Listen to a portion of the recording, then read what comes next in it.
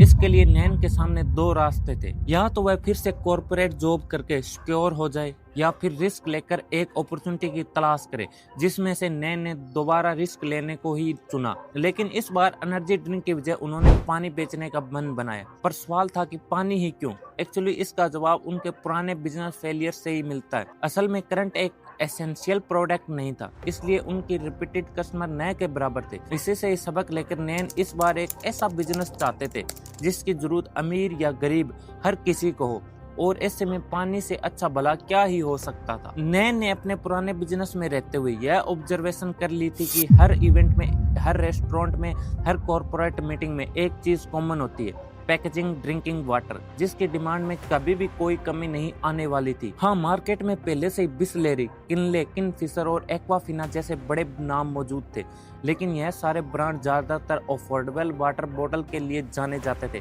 जबकि premium water का यह एक साफ सुथरा सेगमेंट अभी भी खाली पड़ा हुआ था। और इसलिए नैन ने डिसीजन किया कि वह यहाँ से अपना गेम शुरू करेंगे, क्योंकि कॉर्पोरेट इवेंट और हॉस्पिटल इंडस्ट्री को प्रीमियम वाटर बोतल चाहिए था, जो कि क्लास और ब्रांड वैल्यू दोनों देश के। इस तरह से फरवरी 2010 में नैन ने क्लियर पानी नाम से अपना नया ब्रांड लॉन्च किया, जो कि एनर्जी बेवरेज प्राइवेट लिमिटेड के अंदर ही रजिस्टर हुआ था। नैन ने इस बार सोचा कि शुरुआत में ज्यादा रिस्क न लिया जाए, इसलिए उन्होंने खुद मैन्युफैक्चरिंग प्लांट लगाने की बजाय काम को और सोर्सिंग मॉडल पर शुरू किया गया। शुरुआती दौर में मुंबई, पुणे और जयपुर में मौजूद मैन्युफैक्चरिंग यूनिट के साथ में टाई अप किया गया, जहां उन यूनिट का काम था पानी को फिल्टर करना, प्यूरिफाई करना और क्लियर पानी के ब्रांड नाम से बोतलों में पैकेजिंग कर देना। लेकिन दोस्तों, शुरुआत इतनी आसान नहीं थी, क्योंकि मार्केट में पहले से ही बड़े प्लेयर मौजूद थे। इसलिए नैन ने सोचा कि आखिर ऐसा क्या करें इस भीड़ में शामिल होने के बजाय उनकी एक अलग आइडेंटिटी बन जाए। जब उन्होंने ध्यान दिया तो पाया कि ज्यादातर कंपटीटर्स की वाटर राउंड शेप की थी, जिस पर प्लास्टिक लेबल लगा होता था। ऐसे में नैन ने सोचा क्यों ना एक ऐसी बोतल बनाई जाए जो टेबल पर रखे तो अलग दिखे, हाथ में पकड़े तो प्रीमियम लगे और इसके ब्रांड रीसेल ऑटोमेटिक बन जाए, क्योंकि कई बार बिजनेस में प्रोडक्ट उतना नहीं बिकता जितनी पैकेजिंग बिक जाती है। इस तरह काफी सोच समझने के बाद उन्होंने अपने प्रोडक्ट के लिए स्क्वायर बोतल शेप में बोतल डिजाइन की, जिस पर राउंड नहीं बल्कि वर्टिकल लेबल लगा हुआ था।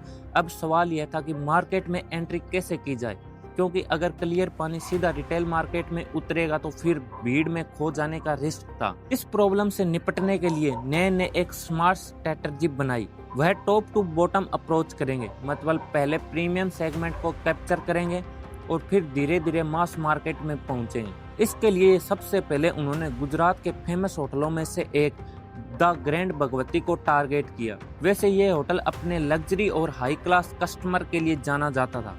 कंपनी ने द ग्रैंड भगवती को क्लियर पानी की 200 ml की अपनी यूनिक बोतल दिखाई, जो मार्केट में अवेलेबल बाकी बोतलों से बिल्कुल अलग थी। यह देखने में स्टाइलिश और प्रीमियम थी, इसलिए जल्दी होटल मैनेजमेंट इससे इम्प्रेस हो गया। असल में होटल वालों के लिए यह सिर्फ एक पानी नहीं बल्कि एक स्टाइल था, जो उनकी टेबल सीटिंग को एनहांस कर रहा था, और इसी यूनिकनेस के चलते तुरंत यह डील पक्की हो गई। हालांकि इसके बावजूद भी पहला साल कंपनी के लिए काफी मुश्किल रहा, क्योंकि कंपनी ने 2010 में सिर्फ 800 बोतल ही सेल की थी। लेकिन दोस्तों, आगे चलकर क्लियर पानी के अगले मूव ने कंपनी का पूरा गेम बदल कर रख दिया। असल में नैन ने सोचा कि अगर लग्जरी ब्रांड बनना है तो उन्हें सिर्फ होटल ही नहीं बल्कि एयरलाइंस में भी एंट्री करना होगा। यही सोचकर 2011 में उन्होंने जेट एयरवेज के साथ डील कर ली, जो कि उस टाइम इंडिया की सबसे प्रीमियम और बिजी एयरलाइंस में से एक थी। सिर्फ इस एक डील का ही नतीजा यह हुआ कि कंपनी को अपना प्रोडक्शन बढ़ाकर 2 लाख बोतल पर डे तक करना पड़ गया था। जेट एयरवेज के बाद क्लियर ने एयर इंडिया के साथ भी डील फाइनल की, और यहीं से उनका नाम लग्जरी हॉस्पिटल सेक्टर में गूंजने लगा। एयरलाइन के बाद उन्होंने हॉलिडे इन जैसी बड़ी इंटरनेशनल होटल चेन के साथ भी डील की, और देखते ही देखते क्लियर सिर्फ एक वाटर ब्रांड नहीं बल्कि एक लग्जरी लाइफस्टाइल का हिस्सा बन गया था। डिमांड अब काफी तेजी से बढ़ रही थी, और नैन भी जानते थे कि स्केल करने के लिए खुद का इंफ्रास्ट्रक्चर होना बहुत जरूरी है। इसलिए 2015 में उन्होंने अहमदाबाद में अपना पहला मैन्युफैक्चरिंग प्लांट सेटअप किया, और फिर 2018 में सूरत के अंदर दूसरा प्लांट भी तैयार किया गया। प्रोडक्शन कैपेसिटी का ग्राफ रॉकेट की तरह ऊपर जा रहा था, क्योंकि शुरुआत में जहां सिर्फ 2 लाख बोतल पर डे बन रही थी, वहीं 2018 तक यह बढ़कर 7 लाख बोतल पर डे तक पहुंच गई थी। यह ग्रोथ सिर्फ नंबरिंग्स नहीं थी, यह प्रूफ था कि मार्केट ने क्लियर पानी को पूरी तरह से एक्सेप्ट कर लिया है, क्योंकि फाइनेंशियल ईयर 2019 में कंपनी ने 50 करोड़ रुपए का टर्नओवर हासिल किया, जो अगले ही साल यानी कि फाइनेंशियल ईयर 2020 में बढ़कर 61 करोड़ रुपए तक पहुंच गया। दोस्तों, अभी तक तो सब कुछ बहुत अच्छा चल रहा था, एक्सपेंड हो रहा था, ग्रोथ के ग्राफ भी ऊपर जा रहे थे और ऐसा लग रहा था कि अब इस कंपनी को कोई नहीं रोक सकता। लेकिन फिर आया वह दौर जिसने न सिर्फ क्लियर पानी को ही नहीं बल्कि पूरी दुनिया को हिलाकर रख दिया। जी हाँ, हम बात करें कोविड-19 की। इस ग्लोबल क्राइसिस ने क्लियर के बिजनेस मॉडल को पूरी तरह से बदल कर रख दिया। क्लियर पानी का लगभग 90% रेवेन्यू होटल, रेस्टोरेंट और कैटरिंग सेगमेंट से आता था, लेकिन जैसे ही लॉकडाउन लगा, होटल बंद हो गए, रेस्टोरेंट पर ताला लग गया और कैटरिंग सर्विस भी पूरी तरह से ठप हो गई। नतीजा, क्लियर पानी का बिजनेस जीरो पर आ गया और फाइनेंशियल ईयर 2021 आते आते कंपनी की हालत इतनी ज्यादा खराब हो गई थी कि इनका टर्नओवर गिरकर सिर्फ 43 करोड़ रुपए आ चुका था। इसी से पहली बार कंपनी ने 3.5 करोड़ रुपए का लॉसेस भी झेलना पड़ा। और दोस्तों, यह सिर्फ एक फाइनेंशियल लॉसेस नहीं था, बल्कि नैन के लिए एक बहुत बड़ा मेंटल प्रेशर भी था।